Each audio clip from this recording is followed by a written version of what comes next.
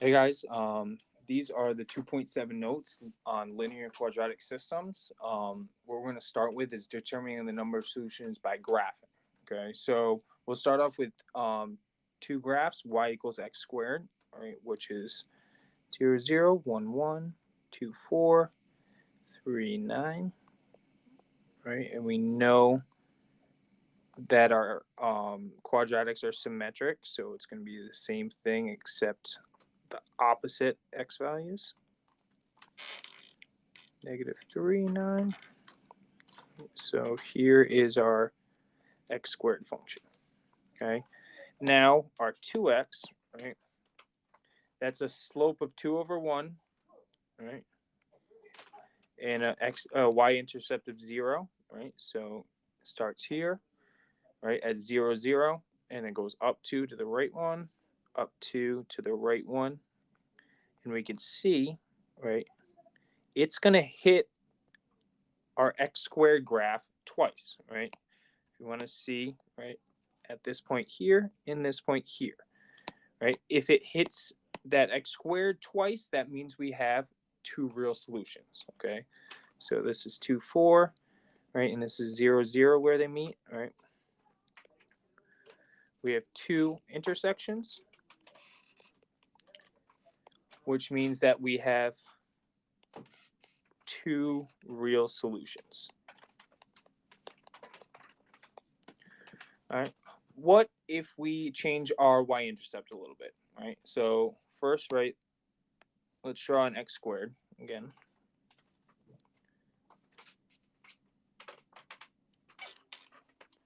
All right, here we go.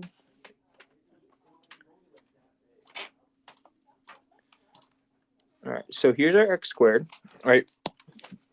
If we redraw our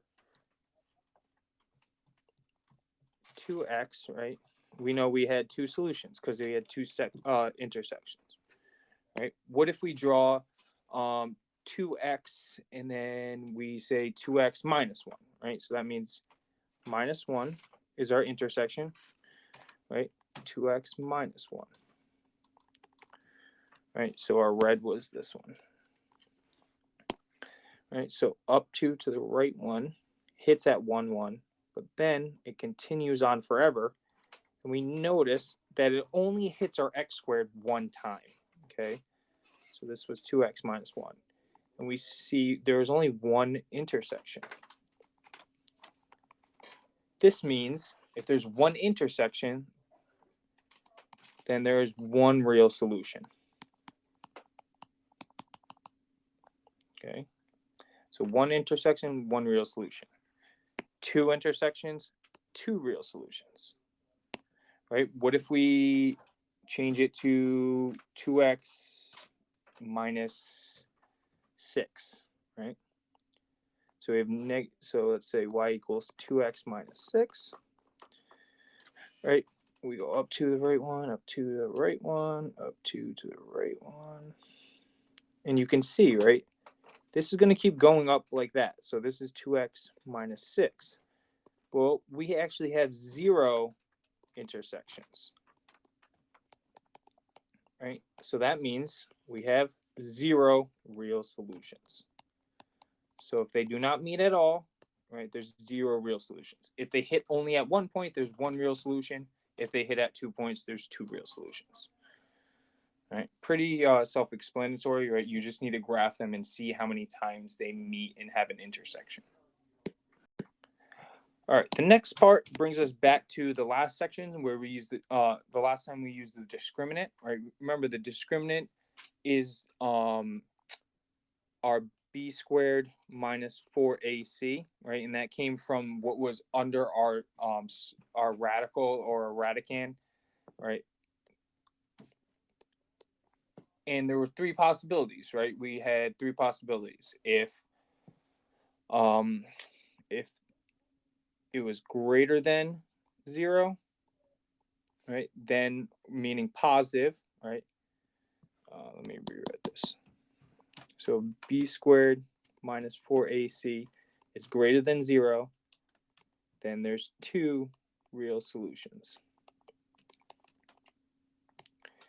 if b squared minus 4ac equaled 0, then there's one real solution. And then if it was negative or less than 0, right? So positive. Oh, right, this one means positive. This one means negative. Right?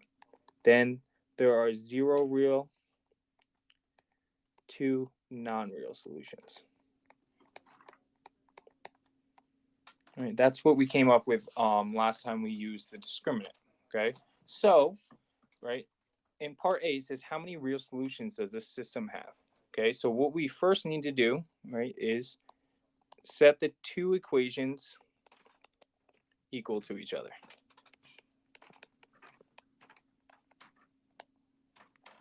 Okay, so we're going to set x squared equal to 2x. Now we need to set the function equal to 0. So we're going to subtract the 2x over and set it equal to 0. Okay. All right, so there's first, second. Okay, now we're going to find the discriminant and we're going to figure out whether it is positive or negative. Okay, or equal to 0. So find discriminant. All right, so our a is 1, right, because it's 1x squared. Our b is negative 2, because it's negative 2x, and our c is 0 because there's no constant. All right, so we need to do b squared minus 4ac. All right, so let's plug them in. So b squared would be negative 2 squared minus 4 times a, which is 1, times c, which is 0. All right, the whole right side is going to cancel out because it multiplies to 0, and then negative 2 squared is negative 2 times negative 2, so positive 4 is our solution. Therefore, b squared minus 4ac is greater than 0, right? It's positive. So we have two real solutions. Right? So once we get our function equal to 0, right, you solve for your discriminant, b squared minus 4ac, and figure out whether it's positive, negative, or equal to 0 to find out how many solutions you have. And it's asking how many real. So if it's negative, you just say 0 real solutions. You don't need to say 2 non-real solutions.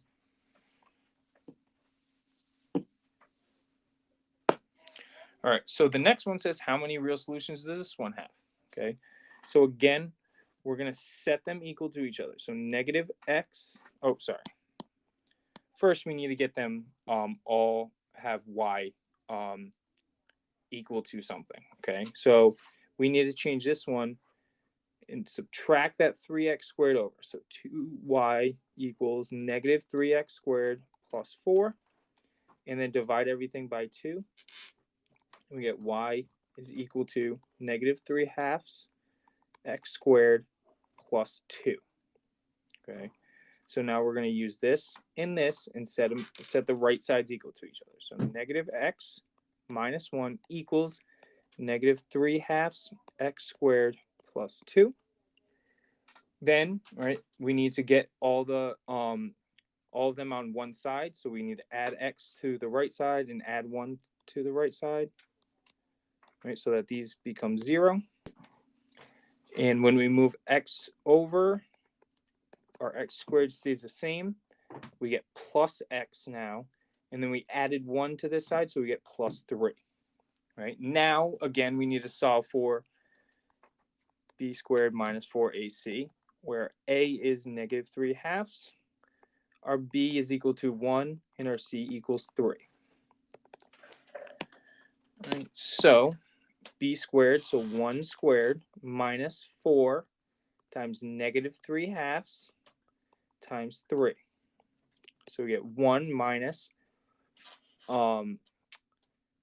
negative 4 times positive 3 is negative 12 times negative 3 halves.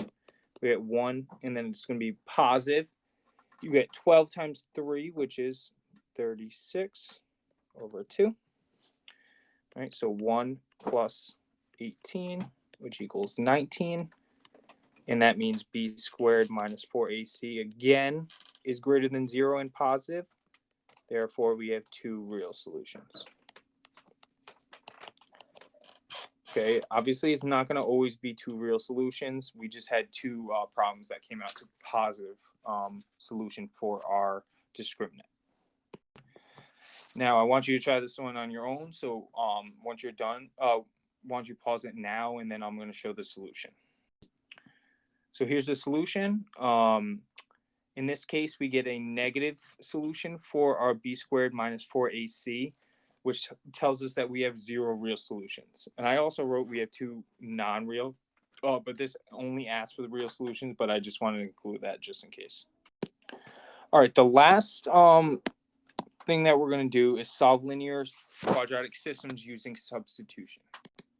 So in substitution, you just need one equation where a single variable is by itself, which we have right here. So we have y equals this piece. So what we're going to do is we're going to take what y is equal to and substitute in for y. Okay. So we're going to take this and substitute in for y. So this is going to change to 2x minus, and then instead of y, right, we're going to put in the function 3x squared plus 3x minus 5. Right, because we put that in for y, and that's still equal to 3. Right, so now, right, we get 2x minus 3x squared minus 3x plus 5, because you distribute the negative to all three terms. Okay, now let's get everything equal to 0. Okay, so we want everything equal to 0. So we get negative 3x squared. Actually, let's move everything over to the right so we get a positive x squared. Okay, so we get 0 equals, we move 3x squared to the other side. We have a 2x and a negative 3x, right? So that's negative x. So we need to add an x to the other side. So we add x. And then we have plus 5, so minus 5 to the other side. We get 3 minus 5 is negative 2. Okay, so all I did was move everything on the left side to the right side so that it's equal to 0. Now what we can do is we can factor. Okay, so we get 0 equals, this one's going to be 3x, and this one's going to be x. Now we need to look at the factors of negative 2 that will make this true. Okay, so it's either going to be 1 times negative 2 or negative 2 times 1. Oh, sorry. 1 times negative 2 or negative 1 times positive 2. Okay, we're looking for a positive x. Okay, so I'm going to try minus 2 plus 1, right? Because I know negative 2 times x is negative 2x, and 3x is going to be multiplied to 1, and 3x minus 2x equals positive x, which we're looking for here. Okay, so you can check this, but it does work, right? Now we need to use the zero product property and set them equal to 0. So 3x minus 2 equals 0, and x plus 1 equals 0. So we get 3x equals 2, and x equals 2/3. And this one we get x equals negative 1. Okay. All right. So now some of these we might only get one solution for x, right? So to solve for y, we'll only have one x and one y, right? This case, we have two solutions for x, right? We have 2/3 and negative 1. So now we need to substitute in for x in first equation. All right, our first equation, remember, is y equals 3x squared plus 3x minus 5. Okay, so we're going to have to solve for 2/3 and for negative 1. Okay, so x equals 2/3, right? So again, 3x squared plus 3x minus 5, right, is equal to y. So we're solving for y, right? So we get 3 times 2/3 squared plus 3 times 2/3 minus 5. So we get 3 times 2/3 squared is 4/9, right, because you square both, plus 3 times 2, 3 times 2/3, which is 6/3, right? So 6/3 reduces to 2, and then minus 5. Then we'll clean this up. 3 times 4 is 12, so 12/9 plus, and then 2 minus 5, sorry, it shouldn't be plus, is minus 3. I mean, to make this better, right, we can give them common denominator, so 12/9 minus 27/9. So then we get negative 15/9, which reduces to negative, if we divide everything by 3, we get 5/3. So, right, when x equals 2/3, our y equals negative 5/3. Right, that was just a lot because our solution was a fraction, right? X equals -1 is going to be much easier. So y equals 3 times x squared plus 3 times x minus 5. Right, so now I'm going to plug in -1. Right, -1 times -1.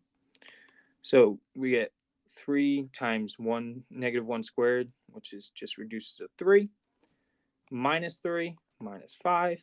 Right, so 3 minus 3 is 0, minus 5 is -5. So y equals -5. So our final answer needs to be in coordinates form or xy's. So, right, our first one was 2/3 for x. Oh my gosh, I can't write a 3.